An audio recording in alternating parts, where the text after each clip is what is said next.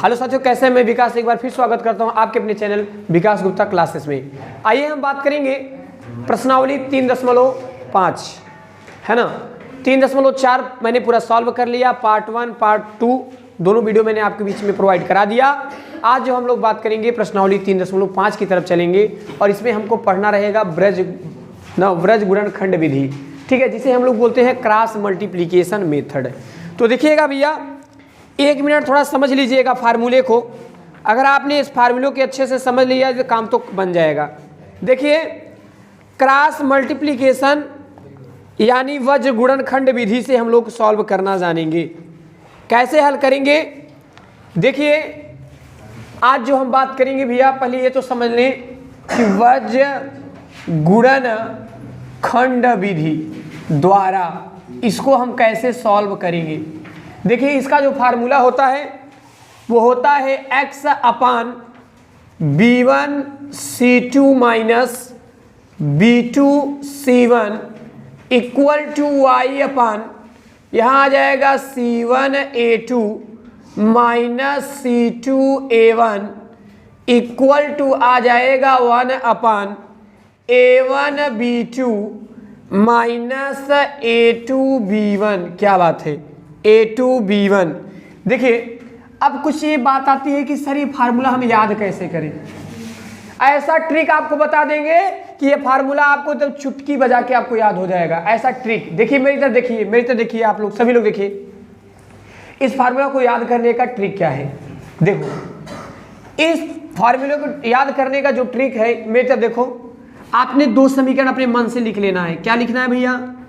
a1x plus b1 y plus c1 बराबर 0 समीकरण number 1 आप मान लो। अगला समीकरण क्या मान लेंगे? a2x plus b2 y plus c2 बराबर 0, इसको मान लो समीकरण नंबर 2 समीकरण। देखो भैया, ट्रिक बता रहे हैं इस फार्मूलों को याद करने का तरीका। मान लीजिए बोर्ड एग्जाम में आप बैठे हैं, व्रज गुणनखंड विधि दे दिया कि आप इस मेथड से सॉल्व करो और आपको फार्मूला नहीं याद है तो समस्या गंभीर हो जाएगी। तो आपको कुछ नहीं करना होगा, सिंपल से ये तरीका जो मैं बता रहा हूं इसको दिमाग में रख दो। देखिए भैया, सभी लोग देखिए, मेरे तो देखिए, सबसे पहला काम आपको यहाँ x है तो x ले लेना। देखिए, x ले लिया, जिस टर्म को लेंगे उस टर्म को हम छोड़ देंगे। मैंने x को लिया है तो आपको x a1 का टर्म ये छोड़ देना है, बचाइए। तो आप इसका मल्टीप्लाई ना उल्ट यहाँ कर देंगे, तिरछा, यानी इसका मल्टीप्लाई कर देंगे, आ जाएगा b1c2 माइनस और इसका आ जाएगा b2c1। क्या मस्त। मैंने क्या बताया? आप पहले x लिखेंगे और जिस x को ले रहे हैं उसके पद को हम छोड़ देते, इतना हम छोड़ देंगे, बचेगा ये, इसका मल्टीप्लाई कर देंगे, आ जाएगा b1c2 माइनस b2c1 आ गया, इक्वल में आ जाएगा y अपान। जब हमने y को लिया तो यानी ये वाला टर्म छूट जाएगा, ये और ये बचेगा, ये और ये बचेगा।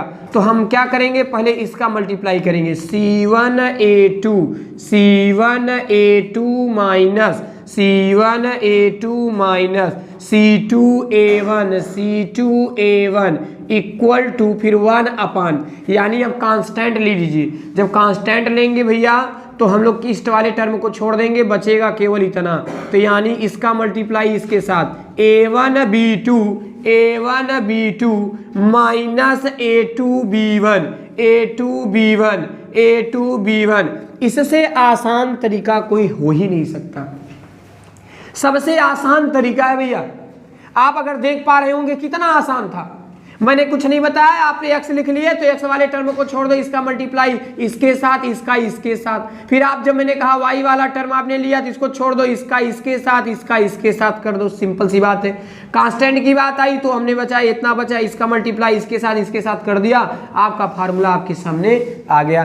कितना आसान है। चलिए, इस फार्मूले को मैं एक सही जगह लिख देता हूँ। क्या आया है फार्मूला हमारा?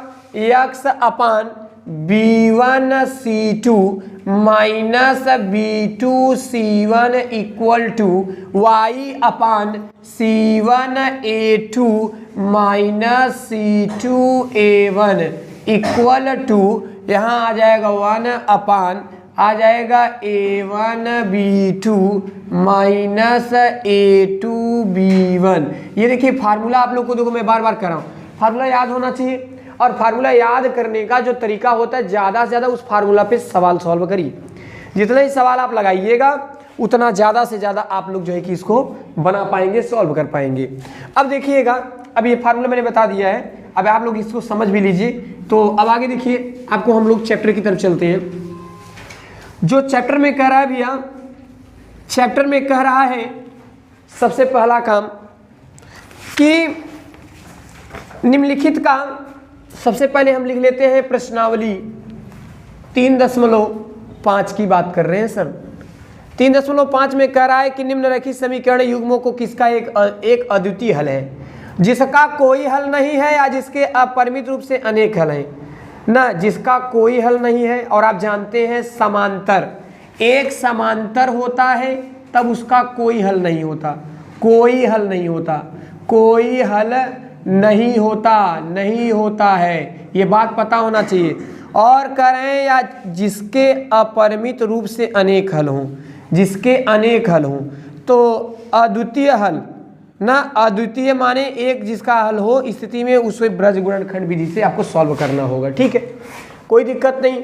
क्वेश्चन नंबर फर्स्ट का फर्स्ट यानी x minus 3y minus 3 equal to 0, equation number first, यानी यहाँ आ जाएगा 3x minus 9y minus 2 equal to 0, equation number second. Sir आपका पहला काम है कि आप लिखेंगे a1 a2 b1 b2 c1 c2। आप देख पा रहे होंगे सबसे पहला काम आपको पता है a1 b1 c1 समीकरण 1 से आएगा, a1 b1 c1 समीकरण 1 से आएगा और a2 b2 c2 आएगा समीकरण नंबर 2 से। अब देखिए यहाँ देखिए a1 है, इसका गुणांक कितना है 1, तो यानी a1 इक्वल टू 1। यहाँ देखिए बाबू y इक्वल टू -3 है तो -3 यहाँ लिख दो, और c1 के स्थान पे -3 है तो आप यहाँ -3 रख दीजिए। यहाँ आप लोग लिख देंगे 3, यहाँ लिख देंगे -9 और यहाँ लिख देंगे -2। ये देखिए लिख के तैयार कर दिया।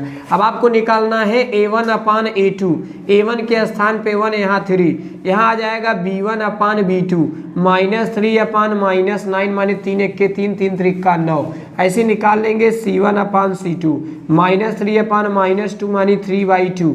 यानी कहने का मेरा मतलब ये होगा कि जो a1 अपान a2 है, जो a1 अपान a2 है, जो a1 अपान a2 है वह b1 अपान b2 के बराबर है, but does not equal to c1 upon c2।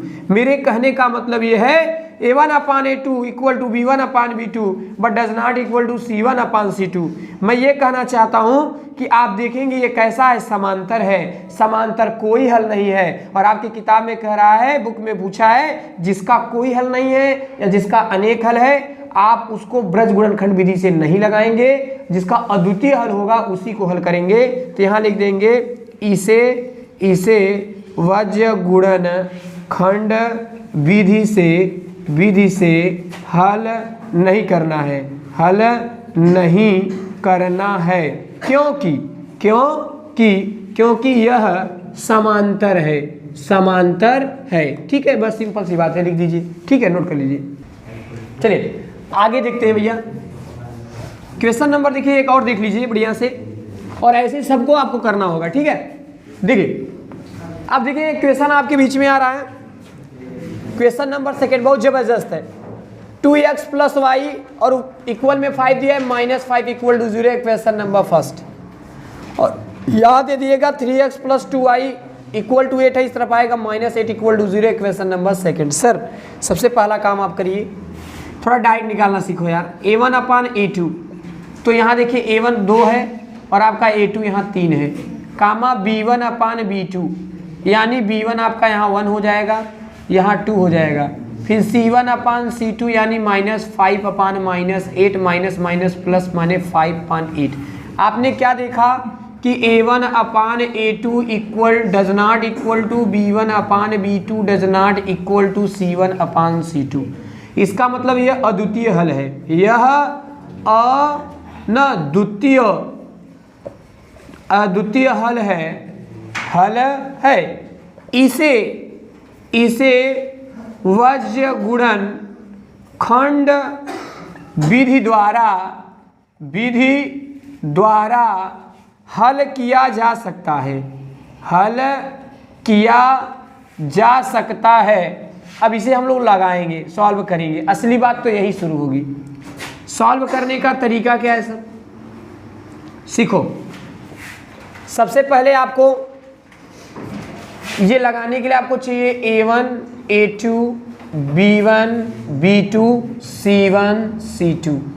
आपको मैं पहले बता दिया था A1, B1, C1, C2, ये A1, B1, C1 समीकरण एक से।